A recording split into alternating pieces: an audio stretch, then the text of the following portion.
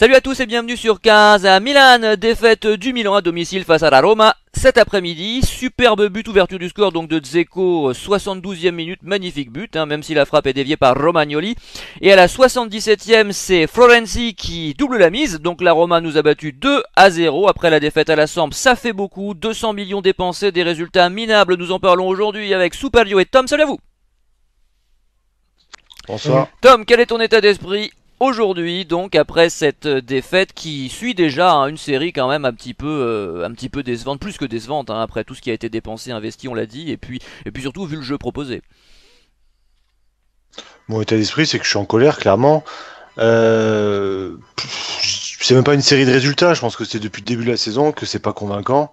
Qu'à part le pré-match contre Crotone où on a eu la tâche un peu facile avec la double punition du péno et du rouge, à part ce match-là, je n'ai pas souvenir d'un match facile. Et si peut-être le pré-match en Europa Oui, mais League, ça voilà, compte ça pas. fait deux. Voilà, oui, voilà, je suis d'accord. Même Çalhanoğlu a été bon ce On voit jour-là. un Milan qui patauge. On voit un Milan qui patauge et surtout on voit un Milan qui progresse pas. Et encore, je trouve qu'aujourd'hui, ça a été limite mieux, ou en tout cas moins pire. Vous trouverez vous tournez la phrase comme vous voulez, mais ça a été limite moins pire que les autres matchs où, avant l'ouverture du score de Dzeko, j'étais limite en train de me dire, pour une fois, c'est pas trop mal. Mais le problème, c'est qu'on n'avance pas. À la moindre difficulté, on coule et je vois pas de progression. Et j'y reviendrai après dans les tops et les flops, mais c'est énervant. Et là, je regarde un peu le classement. On est quand même septième avec 12 points. La Roma qui nous met maintenant quand même 3 points dans la vue avec un match de moins. C'est-à-dire que potentiellement, cette équipe de la Roma, on pourra avoir donc le top 4. Top 4 qui nous qualifie en Ligue des Champions, faut-il le rappeler. Déjà à 6 ou 7 points de nous. Va quand même falloir commencer à s'inquiéter, il va quand même falloir changer quelque chose.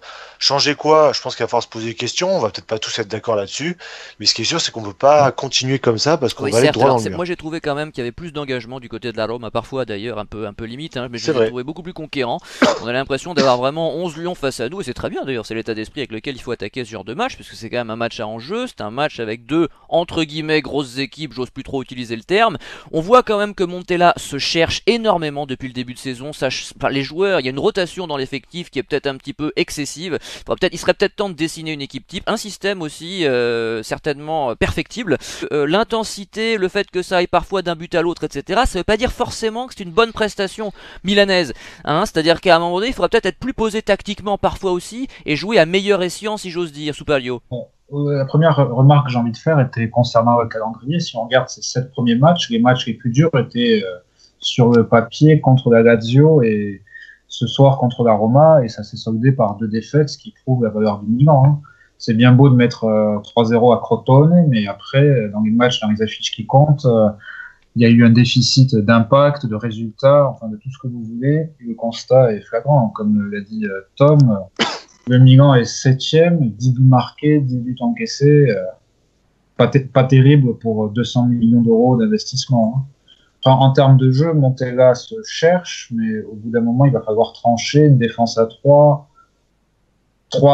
attaquants. Il va falloir qu'il cherche et surtout qu'il arrête de jouer sur les positions des joueurs. Parce que, bon, on en reviendra quand on fera les tops et les flops. Borini, latéral droit, faut quand même le faire. Franchement, oui. Et c'est déjà un problème si votre meilleur joueur est Borini. Ce que je voulais dire, c'est qu'une constante, c'est qu'au milieu de terrain, on se fait souvent écraser. C'était le cas, il me semble, la semaine dernière contre la Sampdoria. Et là, le milieu de terrain n'a quasiment pas existé. Certes, Kessié et Çalhanoğlu étaient transparents, mais il y a quand même des questions à se poser. Si dans un 3-5-2, on est en difficulté au milieu de terrain, il y a des questions tactiques. Et puis individuel, c'est-à-dire que moi la question, Tom, c'est Montella met-il les meilleurs joueurs sur le terrain? Et quand il les met parfois, je pense à Bonaventura et Suso, mais on y reviendra un peu plus tard, il les met pas forcément à leur poste. Donc il y a quand même une gestion tactique de l'entraîneur plus qu'hasardeuse. Ah non, mais je vais pas trop déborder. Non, mais on focalise sur le match et on reviendra, bien sûr. Mais ce que je veux dire par là, c'est qu'on parle du choix des joueurs, tu comprends? Il insiste avec certains joueurs comme Çalhanoğlu qui n'ont rien montré depuis le début de saison, c'est pas le seul bien sûr. Et à côté de ça, il laisse sur le banc des joueurs qui sont au Milan depuis quelques années et dont on connaît le talent et l'impact sur le collectif, tu comprends? Donc à un moment donné, il y a une question de tactique mais également de choix d'individualité et on peut se poser des questions comme sur le duo Kalinic-Silva qui ne montre rien. Oui, mais c'est même le turnover. Je rejoins un peu ce qu'a dit Superlio, c'est que le turnover et l'absence de turnover pour certains joueurs, je pense qu'il fait tout à l'envers. Je vais m'expliquer. Pour moi, la défense à 3, on l'a vu avec la Juve pendant des années, il faut qu'il y ait des automatismes qui se créent. Donc déjà, tu dois pas changer un tel ou tel joueur et mettre par exemple Zapata face à la Sampdoria juste parce qu'il faut faire souffler un tel ou parce que apparemment c'est tactique. Déjà ça, pour moi, c'est une connerie. Deuxième point, le duo d'attaque. Tu veux jouer en 3-5-2, très bien, mais pareil, ton duo de devant, il faut qu'il y ait des atomes crochus, il faut qu'il y ait des automatismes. C'est la première fois, je crois, que depuis des lustres, qu'on a eu le même duo de matchs de suite. Sinon, on a un coup Suso, un coup Kalinic, un coup Cutrone Silva. Ah non, attends, ouais, je viens de dire une bêtise d'ailleurs, parce que en même temps, je viens de me rappeler, il me semble que en Coupe d'Europe, c'était pas Silva et Kalinic, c'était Silva et Cutrone. Donc même pas. C'est qu'on change continuellement de duo d'attaque. Donc automatisme zéro. Et à côté de ça, par contre, on a Kessié, qui au début de saison, on le voyait courir un peu partout, et lui, on ne l'a jamais fait changer. Aussi bien que maintenant, on a l'impression qu'il a plus d'essence dans le moteur, qu'il avance plus. Il change ce qu'il ne doit pas changer, il ne change pas ce qu'il doit changer. Donc, il changeait dans le sens juste se faire tourner. Il fait tout à l'envers, Montella. C'est pour ça que ce match m'énerve parce que, encore une fois, j'ai l'impression que cette défaite, et j'avais déjà cette impression-là face à la Sampdoria, elle est en partie, voire en grande partie, due à Montella. Donc sous Palio, les joueurs, Montella, qui est fautif? Bon, les deux, mais après l'entraîneur a quand même le temps et le droit et le devoir de donner une identité tactique à son équipe. L'identité tactique du Milan de Montella, j'attends de la voir depuis 2 ans. Alors en face, la circonstance atténuante, c'est qu'il y a la Roma qui a gagné 5 matchs sur 6 avec une seule défaite imméritée contre l'Inter, parce que si ma mémoire est bonne, ils avaient quand même tiré 3 fois sur les montants et l'Inter marque sur 2 contre assassins. La Roma en face, elle, a des automatismes et un entraîneur qui a profité du travail de Spalletti. Ce qui nous manque aussi, vu que les dernières saisons, on n'a pas eu de continuité au niveau des entraîneurs. Bon, on va passer au top et au flop, il y a beaucoup de choses à dire. Ce qui m'a marqué, moi, c'est le gros manque d'imprécision technique de nos joueurs, au milieu de terrain évidemment, alors Kessie on le sait, mais Çalhanoğlu également. Devant pareil, hein, d'ailleurs, la relance, même Bonucci, etc. On va y venir, on va avoir l'occasion d'en parler maintenant, mais je crois que c'est ce qui a été le plus caractéristique en dehors des, comment dire, des errements défensifs évidents, puisqu'on a pris 2 buts, hein, même s'il y a un des 2 buts qui est pas mal, qui est une frappe de loin bien sûr. Je trouve qu'on a manqué de liant, on a manqué de précision, il y a eu énormément de passes ratées, de passes à l'adversaire, etc. C'était pathétique, je trouve, pour des joueurs qui sont quand même censés être à un certain niveau, hein. On n'a pas recruté n'importe qui, théoriquement. On passe au top, justement, si vous arrivez à, à sortir 3 joueurs de ce match-là. Félicitations par avance. Tom. Alors en troisième position, j'ai beaucoup cherché parce que il y en a 2 qui me venaient bien à l'esprit, mais pas le troisième. Donc au final, mon choix se porte sur André Silva. Perfectible, je dirais. Il a encore beaucoup à apprendre, notamment dans le dernier geste.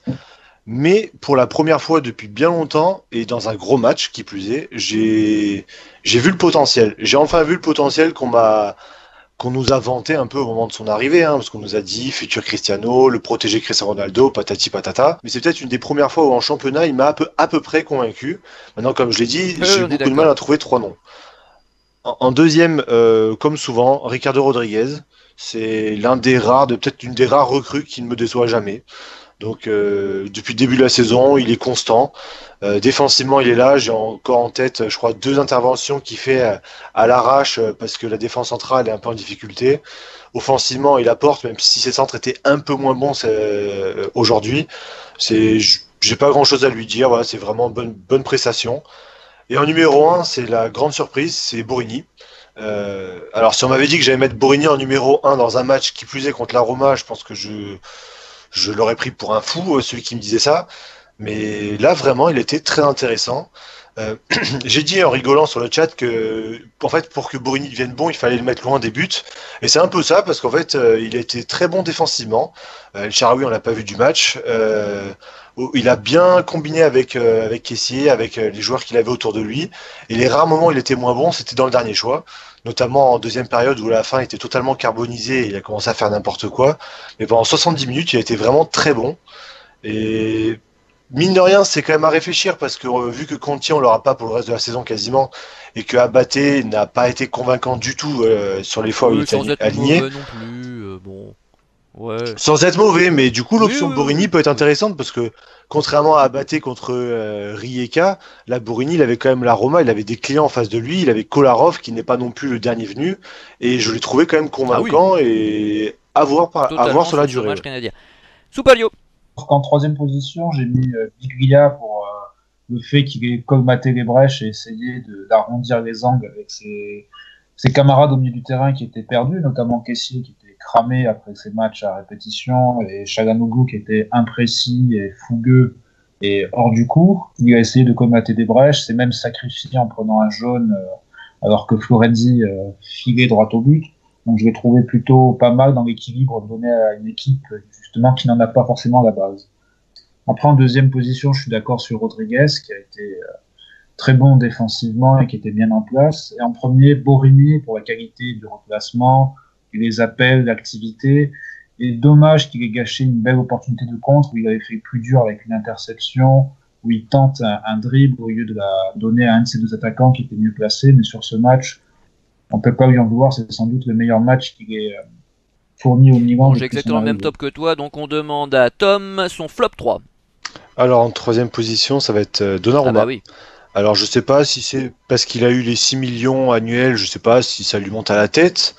Mais alors déjà, ça m'a légèrement énervé qu'il se mette à sourire bêtement avec De Rossi avant le match. Je veux bien qu'ils soient copains, mais enfin dans la situation actuelle du Milan, lui et Bonucci qui se marrent avant le début du match, ça m'embête un peu. Mais enfin bon, s'il avait été bon, j'aurais rien dit. Mais le problème c'est que dès la première mi-temps, relance sur Ah oui. relance, pourri. Il y en a une Sur totalement Strootman, à la foirée qui 17ème. arrive dans les pieds de Strootman. Ouais. C'était une horreur, une horreur. Alors sur le premier but encaissé, effectivement, le ballon contré, on n'y peut rien. Bah, alors Mm. sur la deuxième, je crois que même moi je l'arrête. Et même moi, je pense qu'en soirée un peu fatigué, je pense que je l'arrête. Là, Donnarumma, faut que j'en suis limite. Plus ça va, j'en suis à regretter de ne pas l'avoir vendu. Alors effectivement, on va essayer de voir un peu s'il y a une amélioration, mais sur le début de la saison, essayer de trouver un arrêt décisif en championnat de Donnarumma. J'en trouve pas. Bah il en a fait un aujourd'hui. Une Hein. fois où on Si, se dit, sur Florenzi, oui. je trouve que c'est plus Florenzi qui rate son tir que lui qui fait vraiment une parade qui la 61ème. cherche. C'est l'année dernière, il y avait des parades. Je rappelle encore celle de Ah Khedira ouais. face à la Juve. C'est voilà, il y avait des parades qu'il allait chercher lui. C'était des vrais, c'est comme des buts. C'était lui qui nous sauvait. Là, depuis le début de la saison, même s'il n'y a pas beaucoup de buts qui sont pour sa pomme, je n'ai pas le souvenir une seule Non, fois il est très d'un arrêt décevant, tu as raison, décisif très de décevant. Et on Donnarumma. l'avait vu déjà chez les espoirs Ouais, d'ailleurs. Hein. et ça s'enchaîne. Et là, il n'a pas l'excuse, il est perturbé de son contrat, de ci, de ça, de Raiola. Non. Là, t'as eu tes 6 millions, maintenant prouve-les. Et ça commence déjà par les relances, parce que peut-être je suis un grand naïf, mais ça fait quand même 1 an et demi qu'il est pas très bon sur les relances. J'ai l'espoir naïf qu'il progresse et qu'il travaille à l'entraînement. Mais pourtant, j'ai pas encore vu une amorce de progression de sa part. Donc bon. Je vais essayer de pas trop le charger aujourd'hui, mais là, il m'a un peu énervé. En deuxième position, ça va être Caissier, parce qu'il est totalement cramé, tout simplement. Et là, j'en veux pas forcément qu'à lui, parce que il n'est pas bien géré par Montella, mais il est cramé, et du coup, il Et est qui à la place? totalement inutile sur le terrain. Ben moi j'aimerais bien une doublette Bilia Locatelli. À voir, je suis pas certain que ça soit la meilleure option possible, mais par contre peut-être que ça peut être la moins pire parce que sur le banc, je ne vois pas José Mauri qui a fait une rentrée catastrophique contre Rijeka jeudi, mais par contre Locatelli et Bilia, pourquoi pas? Ah mais Moi y a pas j'attends de Benassi. Ah voir. non merde, c'est bon, Ça me on l'a semble pas être... pris. Eh Ah non, ben on voilà. n'a pris personne du coup. Et en numéro un, ça va être conjoint entre Çalhanoğlu et Montella. Çalhanoğlu qui a été Attention, il a son nul, fan club, mais tu vas te faire nul. tomber Oh dessus. là là. Ah mais je m'en fiche. Là il a été Il est nul depuis le début nullissime. de saison, qu'est-ce que Je tu me veux que je suis te dit que dise? je voilà, c'est à part un match contre des paysans. Désolé pour le Scavienne, mais Tu il a sais que c'est raté tout bien ce les qu'il paysans, faut entreprenait. pas... Euh, Attention, hein. oui, bon, là, J'en ouais, suis pas, hein, là en tout mais cas, c'est bon. c'était pas une Ouais. opposition très forte en face. Et il a été, ouais, il a fait un bon match contre Vienne. Et là, c'était pathétique, mais vraiment pathétique. Il y a eu un léger sursaut en début de deuxième, mais sinon c'était ridicule. Et le carton rouge, c'est la cerise sur le gâteau. C'est la seule bonne nouvelle d'ailleurs, c'est qu'on l'aura pas contre l'Inter et que peut-être qu'on aura Bonaventura, qui certes ne fait pas un très bon début de saison et qui est assez moyen, mais entre un mec moyen et un mec totalement nul, je préfère encore le mec moyen. On verra Bonaventura Après, à son poste aussi, voilà, ce qui pourrait améliorer les choses. Voilà. Et Montella, ça, je rejoins un peu ce que j'ai dit tout à l'heure, il va falloir changer quelque chose. Je suis vraiment pas partisan à la base d'un changement d'entraîneur en cours de saison. On a vu ce que ça a donné à Milan ces dernières années. Mais là, il va falloir se poser la question, c'est est-ce que Montella peut nous amener en Ligue des Champions cette année? Et plus les matchs avancent, et moins j'ai du mal à y croire. Donc, il fait de grosses erreurs, et je suis pas loin d'atteindre le point de non-retour avec lui et de réclamer à corps et à cri le retour d'Ancelotti, qui s'est fait donc virer du Bayern cette semaine. Et pourtant, Dieu sait que je suis vraiment, mais vraiment pas partisan des licenciements en cours de saison. Mais là, j'en ai vraiment plus. Ouais, il nous reste plus d'autres entraîneurs sous contrat parce qu'à un moment on en avait 4 ou 5. Donc ça y est, c'est réglé avec le temps. Il y a plus. D'accord, ok. Je crois. Parce qu'il fut un temps, c'était très compliqué. Hein. On en avait je sais pas combien, on avait viré tout le monde sous Berlusconi. Donc là, bon, Montella, moi j'étais contre sa venue, je vous l'avais dit. J'estime que c'était un entraîneur beaucoup trop offensif, même si ça se voit pas forcément en ce moment. C'est quelqu'un qui a quelques notions tactiques, mais uniquement tourné vers l'attaque, et ça me déplaît toujours un peu. Je trouve que quand on est une équipe italienne, il faut d'abord savoir assurer la défense. On a 3 excellents défenseurs sur le plan individuel, mais qui se montrent pas toujours au niveau. Enfin, je pense surtout à Bonucci, hein, parce qu'évidemment c'est censé être le ténor, qui se montrait pas forcément toujours au niveau. Superlio, justement, tiens, vas-tu nous mettre Bonucci dans ton flop? Non, j'ai mis en 3e position Kalinic, dont le jeu de haut but a laissé à désirer, incapable de garder un ballon et de jouer en pivot.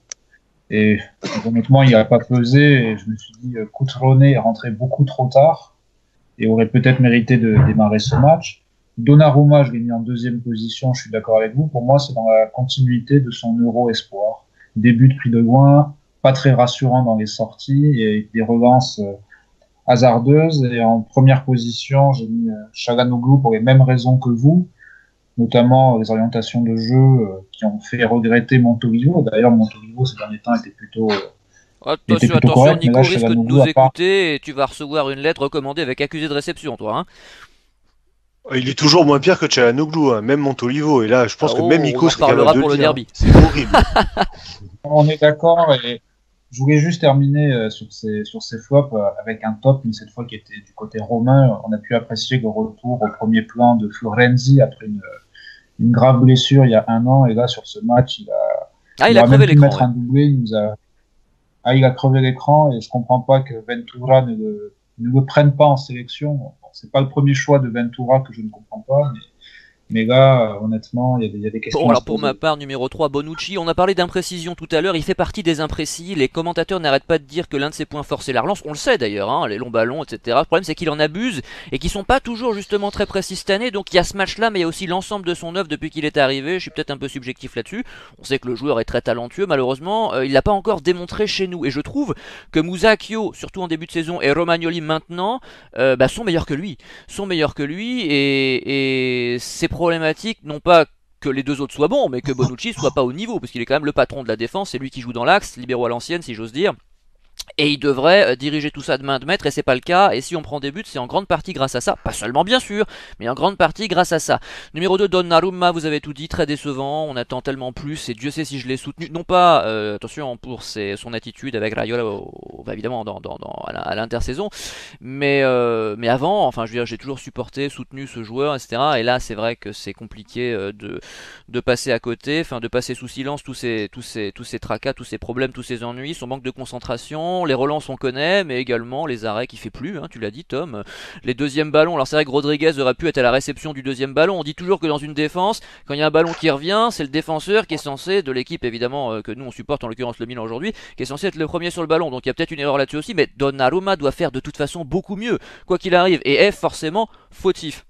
Et numéro 1, Çalhanoğlu. Alors il a essayé, faut pas lui enlever ça, il a essayé, il a été actif. Le problème c'est qu'il a le numéro 10 dans le dos, le numéro de Savicevic, de Rui Costa, et on attend de lui, depuis qu'il est arrivé, pas que des coups francs, il en a pas encore marqué d'ailleurs, mais on attend également quand même de la précision technique, on attend des passes chirurgicales, on attend des passes décisives, on attend plus que ça, et c'est vrai que là on n'a pas vu ça depuis le début de saison, à part donc contre l'Austria, donc c'est trop insuffisant, et je regrette que Montella insiste autant avec lui. J'espère que ce sera bientôt de l'histoire ancienne, même si je ne désespère pas de voir Çalhanoğlu meilleur en cours de saison, hein. Il y a peut-être un temps d'adaptation aussi, et puis des circonstances atteignantes. Le problème c'est que dans ces cas-là on le met pas titulaire, en tout cas pas tout de suite, pas dans un match comme ça, voilà, dans un match à enjeu, etc. On préfère autre chose.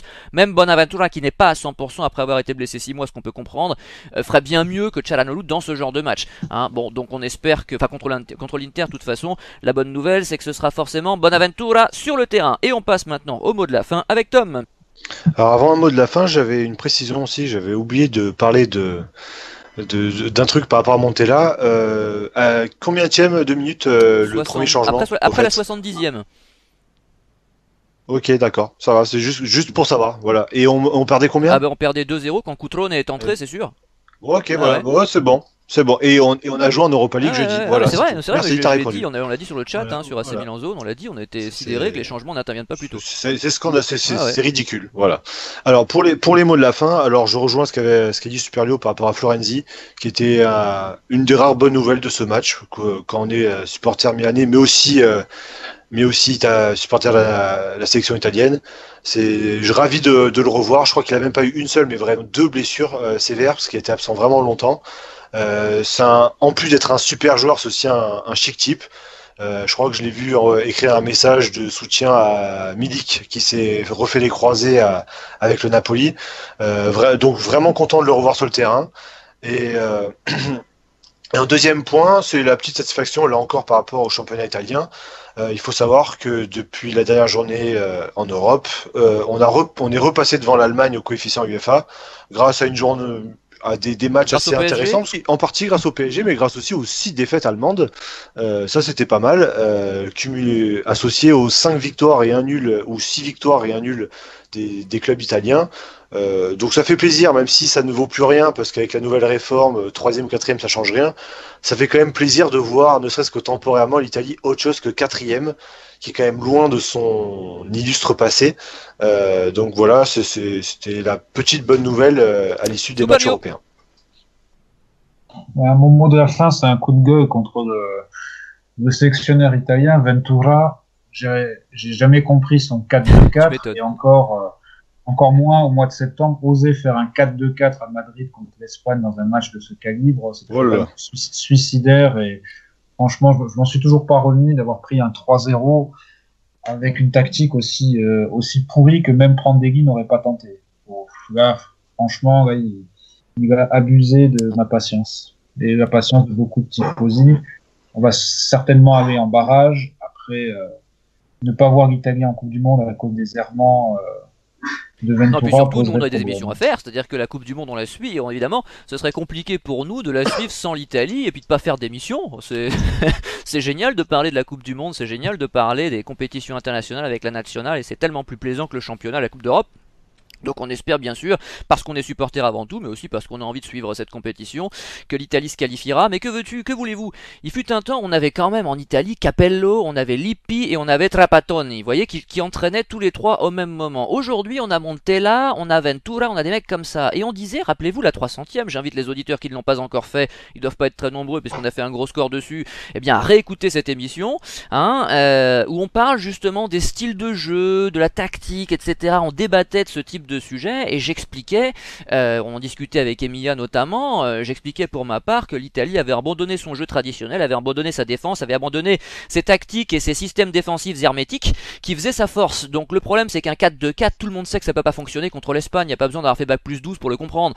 Donc là Ventura est totalement hors du coup et il va falloir qu'il assume, donc j'espère qu'on passera au barrage, mais si on passe pas, il portera une lourde part de responsabilité, même si il faut bien le dire et je ne cesserai de le répéter, le vivier italien est nettement moins important en termes de quantité qu'il y a 20-25 ans, c'est une évidence. C'est tellement plus facile pour un sélectionneur national quand il a 100 excellents joueurs, j'exagère, hein, je grossis le trait volontairement, à disposition que quand il en a 10, évidemment, en sachant que 10 excellents joueurs, je suis même pas sûr qu'on les ait. Bref, donc ça, c'est aussi les clubs qui font n'importe quoi et qui qui barre la route au Locatelli, au Cutrone, on le voit au Milan en ce moment, mais aussi à d'autres ailleurs. Donc ça, je ne cesserai jamais de pousser ce coup de gueule. Je finis moi en disant que lorsqu'on a des joueurs comme Suso et Bonaventura, même diminués, je l'ai dit un peu tout à l'heure, il faut vraiment les faire jouer à leur poste, et j'espère que contre l'Inter on le verra. On sait ce que ces joueurs sont capables de nous apporter, car eux sont au Milan depuis quelques temps, donc on les a vus à l'œuvre, on connaît leur valeur, on connaît leur CV comme on dit. Çalhanoğlu c'est beaucoup moins le cas, puisqu'il vient d'arriver, qui montre rien. Donc assurons sur ce qu'on sait faire. Je veux dire, faisons reposer notre socle sur ce qui a marché précédemment, plutôt que d'essayer d'innover de façon hasardeuse, hein, et avec les résultats que l'on sait. Donc j'espère que Montella m'entendra et on sera capable qu'on pourra avoir une bonne surprise après le derby que nous suivrons, hein. Nous répondrons présent bien sûr dans 15 jours, juste après ce match. Messieurs, je vous remercie, je vous souhaite une excellente semaine ainsi qu'à nos auditeurs, et rendez-vous donc dans 15 jours. Salut!